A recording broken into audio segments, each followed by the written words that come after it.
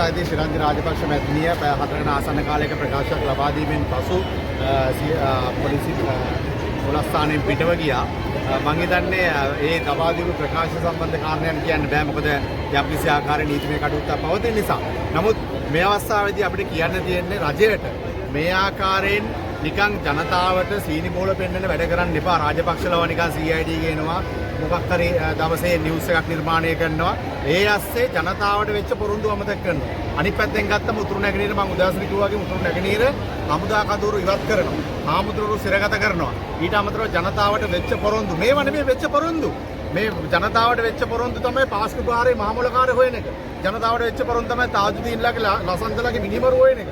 අද මේ කරන්නේ සිරිලිය ගිනුමේ තිබ්බ මුදල් හුවමාරුවක් ගැන එහෙම නැත්නම් ඩබල් කැප් එකක් පාවිච්චි කිරීම ඩිෆෙන්ඩර් එකක් පාවිච්චි කිරීම ගැන මේවා ගැන තමයි මේගොල්ලෝ විමර්ශනය කරන්නේ. හැබැයි නමුත් ඒ මොකද මේ ජනතාව බලාපොරොත්තු වෙච්ච ප්‍රධාන ප්‍රශ්න කිසි දෙයකට අද වෙනතෙක් විසඳුන්නේ නැහැ. මේ රටේ ජනාධිපතිවරයා එලිදරව් කරනවා කිව්ව මහමොලකාරය එලිදරව් කරනකම් අපේ කාදිනතුමා තාම බලාගෙන ඉන්නවා. ඉතින් අනිත් පැත්තෙන් ගත්තම ජනතාවගේ තියෙන ජීවන බර දවසින් දවස වැඩි වෙනවා. ආයෝජකයෝ මේ රට දාලා යනවා. ඉතින් මෙහෙම තත්ත්වයක් තියෙද්දි රටට නිවුස් නිර්මාණය කරන්න.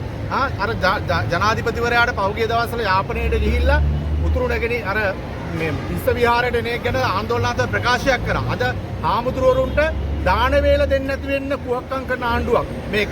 ඒ විතරක් නෙමෙයි අපි දන්නවා ඒ ගරුතර ස්වාමීන් වහන්සේලාට අධිකරණයේ මහේස්ත්‍රාත්තුමා අපදීමට සූදානම්ව ඒ වගන්ති සංශෝධනය කරන්න කියද්දී ඒව නැතුව හාමුදුරුවරුන්ගෙන් පඩි ගන්නවා.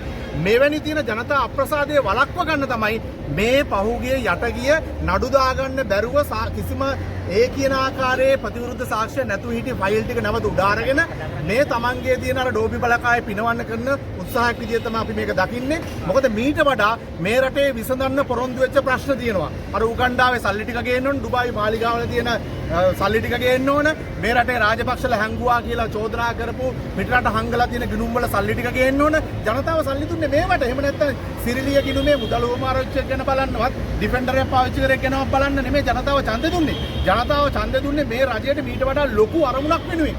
ඒ අරමුණ ඉෂ්ට කරගන්න බැරුව අද ෆේල් වෙලා ඉන්න ආණ්ඩුව උත්සාහ කරනවා නාමල්ලයි ශ්‍රීලංකා රාජපක්ෂ පැත්තේ එකම දවසේ ගෙනල්ලා ඒ දවස ගෙවා ගන්න.